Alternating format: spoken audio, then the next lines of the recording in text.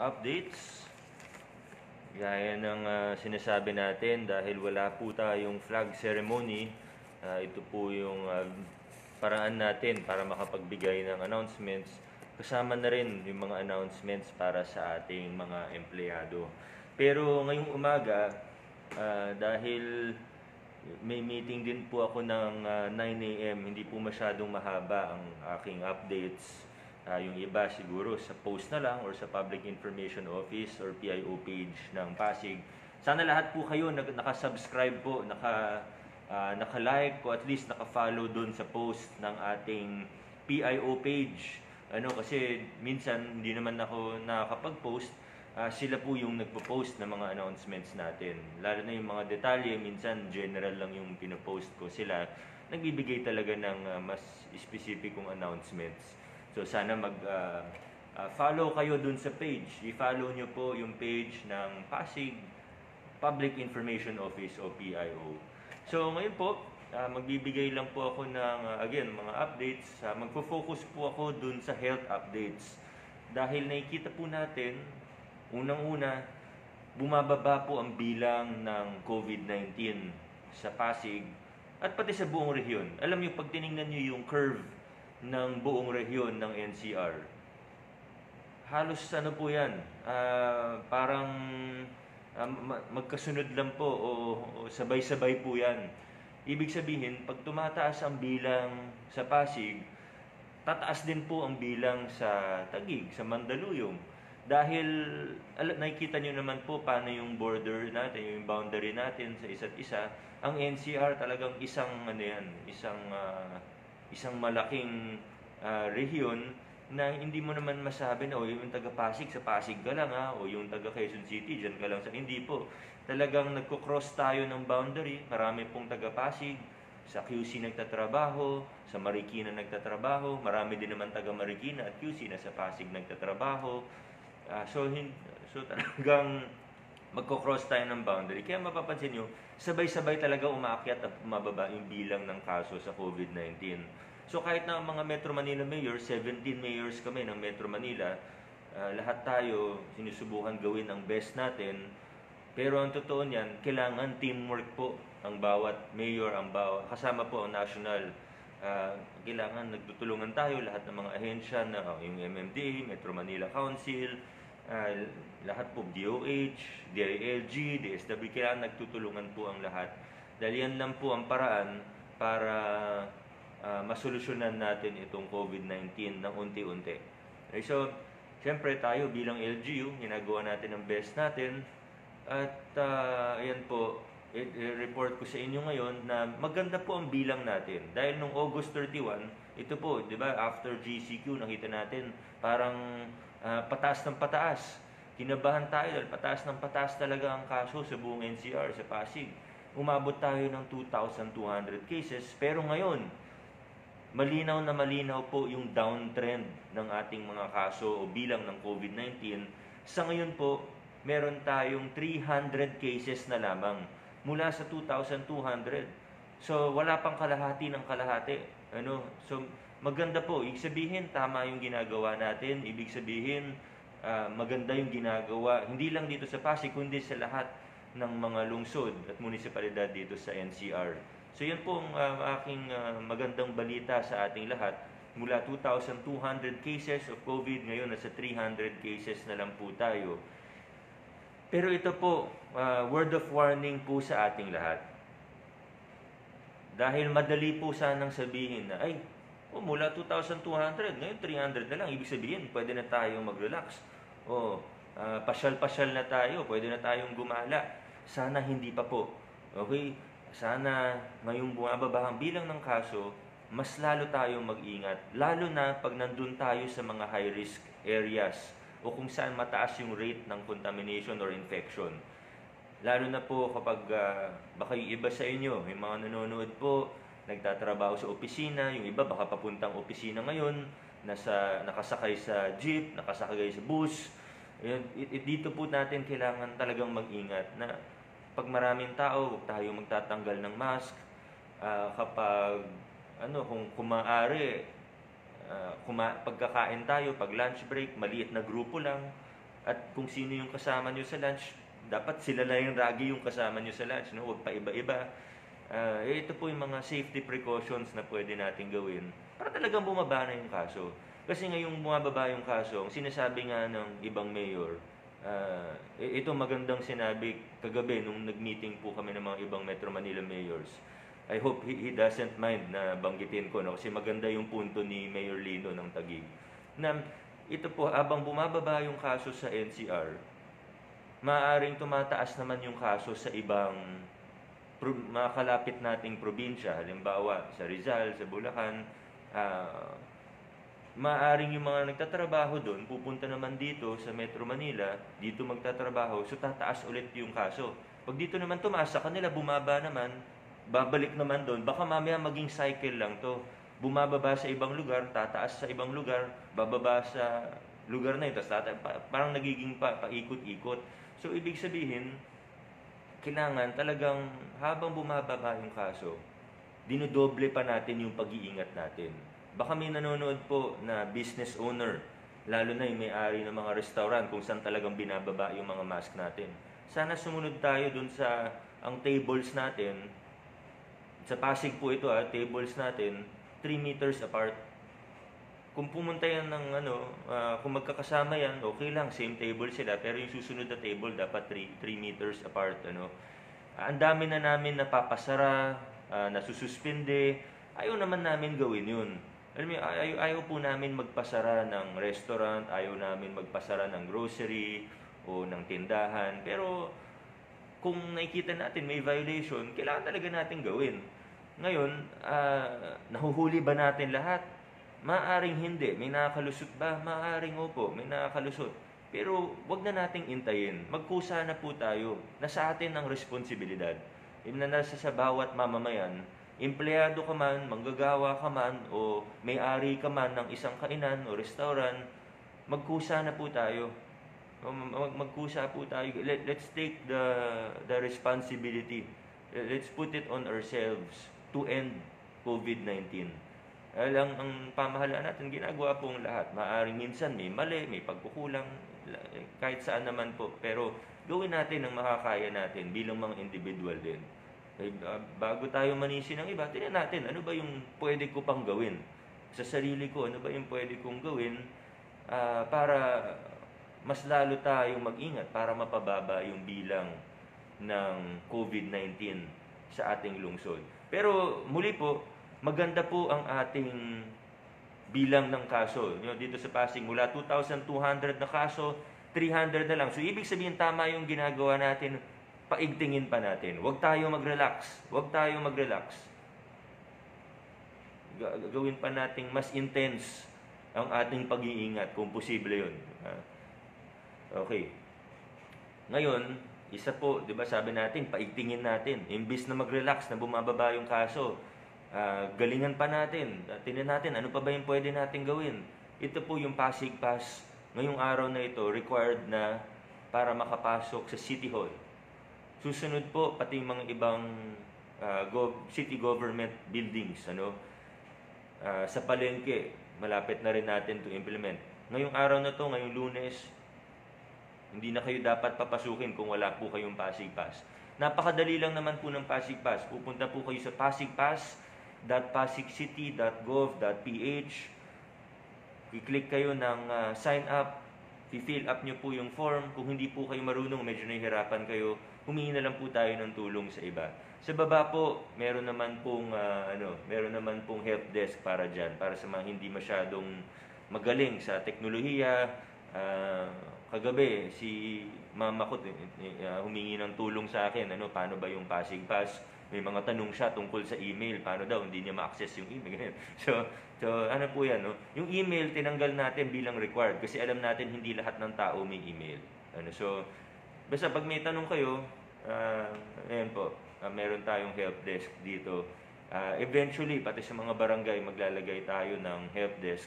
Basta download nyo na po, kahit hindi nyo pa siya magamit sa ngayon, hindi pa siya required sa mga grocery, although nakikipag-ugnayan na sa atin ang ibang mga opisina, ang ibang mga establishmento, para po sa implementasyon ng Pasig Pass. Download na natin, isa po itong contact tracing solution na mapapadali ang buhay ng mga seso natin, mas protektado pa ang datos ninyo. Dahil hindi na po yung fill out kayo ng fill out ng form sa mall, tapos ilalagay nyo sa Dropbox, walang mangyayari sa Dropbox, madalas nananakaw pa yung impormasyon ninyo. So, ito po, sa amin lang mapupunta. Kahit ako, hindi ko matitingnan yung personal yung impormasyon, yung seso lang. Tapos yung mga seso natin, strict adherence to the Data Privacy Act. So, safe na safe po mas safe po yung datos ninyo dito po.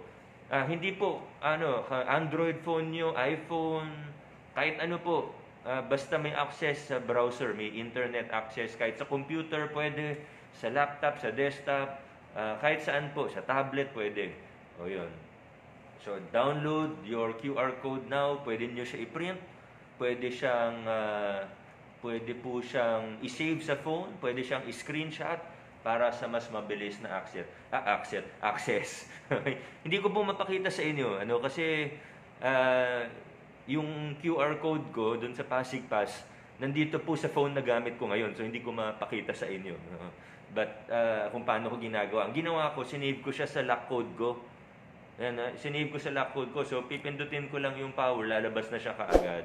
Okay, tapos papakita ko na sa guard na gano'n. So, yan po, Pasig Plus. Please download now. Kung may problema, ayan ho, ano po yung sabi? So, hindi ko mabasa yung comment. I think this week, base po ito, alinsunod po sa mga guidelines din na ibababa sa atin ng IATF, ng national. Okay, so pag sinabi ng national na pamahalaan, ito may adjustments tayo, ito po yung sumusunod po tayo. Siyempre, meron tayong sariling guidelines din, pero yung pinaka basic na guidelines niyan, galing sa national. Bakit ho? Una, dapat sumunod po tayo sa otoridad. Pangalawa, kailangan pare-pareho o halos pareho o at least may similarity yung mga pulisiya ng mga LGU. Gaya ng sabi ko kanina, ito po team effort, lalo na within NCR. Pero kahit po yung mga kalapit natin, mga munisipalidad o lungsod ng Rizal, kailangan ikipag-ugnayan po tayo sa kanila. Kailangan similar yung pulisiya natin. So, kunyari po,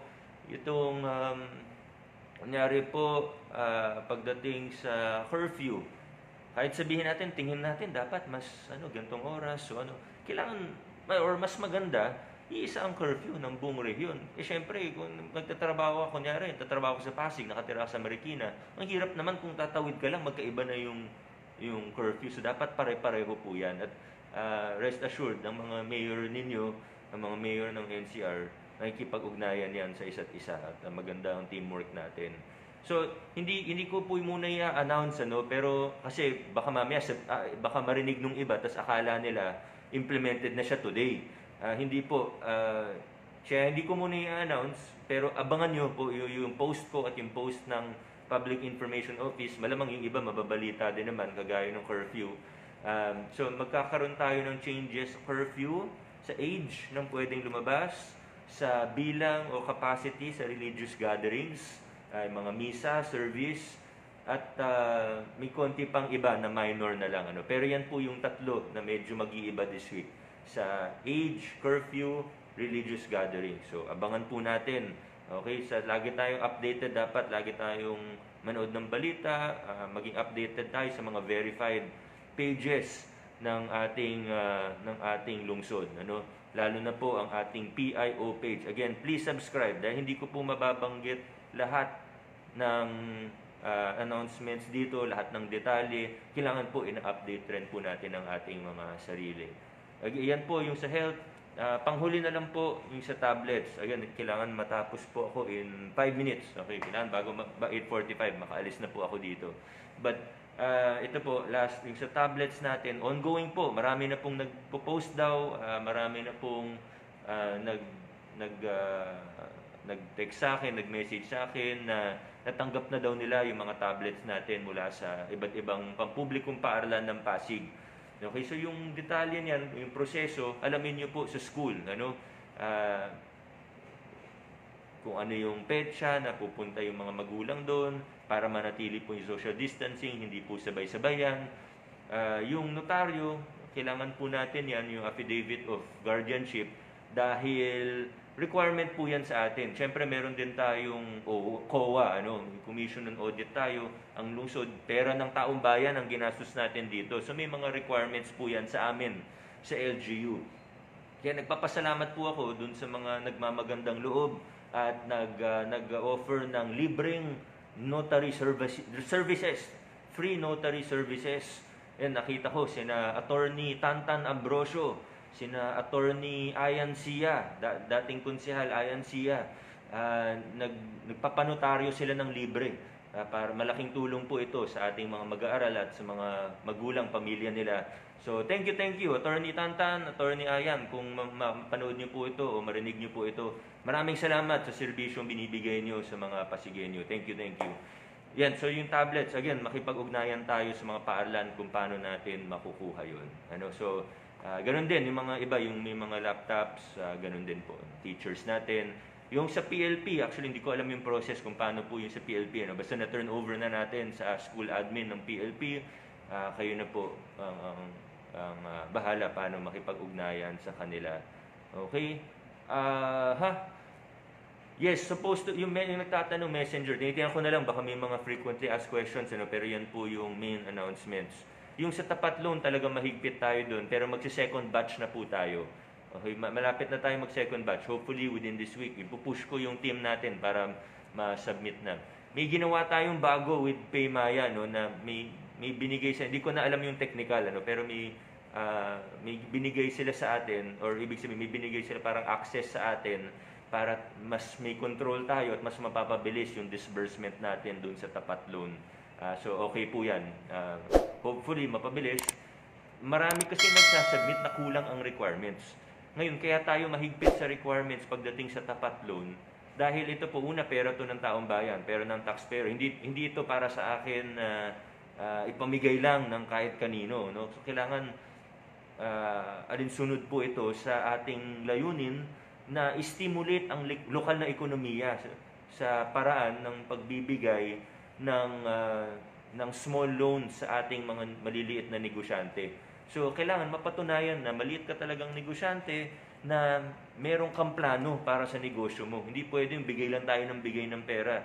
Okay? So, kailangan merong katumbas na plano yan. May business plan, may paperwork yan. So, mahirap man, pasensya na kung mahirap talaga, pero maunawaan sana natin na kailangan natin gawin to. Kasi ito, hindi lang ito para dun sa mabibigyan ng pera. The goal here is to stimulate the economy dahil alam po natin, medyo bumaba po ang pagtakbo ng ekonomiya sa Pasig, sa buong bansa dahil sa ECQ. So, let's help each other. Magtulungan po tayo. Basta kompleto yung requirements, mapapabilis po ang disbursement natin ng tapat. Hindi rin naman po pwedeng isa-isa lang yung i-disburse natin. Sayang sa resources ng gobyerno yon. So, maging po tayo. Yung scholars, may nagtatanong po na scholars, General Assembly po ng second batch sa Sabado. Ayan, so excited po akong makita kayo kahit virtually o online muna. Huwag na muna tayo mag face-to-face na General Assembly. Medyo po yan, alanganin po yan. So, muna sa Saturday. Okay, so yan po muna ang aking mga announcements. Kung may mga frequently asked questions, ibabato ko po yan sa PIO natin para masagot po nila, matugunan po nila ang ating mga concern, ang ating mga problema. Yan ho, yung sa high school. Yan. So, within October po, yung po yan, within October or all throughout October, bibigyan. Tandaan po natin, more than 150,000 yan. Meron pa tayong repeat order ng tablets para sa mga late enrollees at transferees. So, maging magpasensya po tayo. At sigurado naman po makakarating. Importante, makukuha niyo po yung mga tablets niyo, magagamit niyo sa buong school year. Hopefully, one school year lang po itong distance or blended learning natin. Pero, mangyayari lang po yan na isang school year lamang kung lahat po tayo ay aakuin ng responsibilidad dito sa COVID-19 at sa pagpapababa ng bilang ng COVID-19. Mag-ingat po tayo. Ngayon mababa po ang kaso ng COVID. O bumababa, hindi ko masabing mababa kasi 300 is still 300.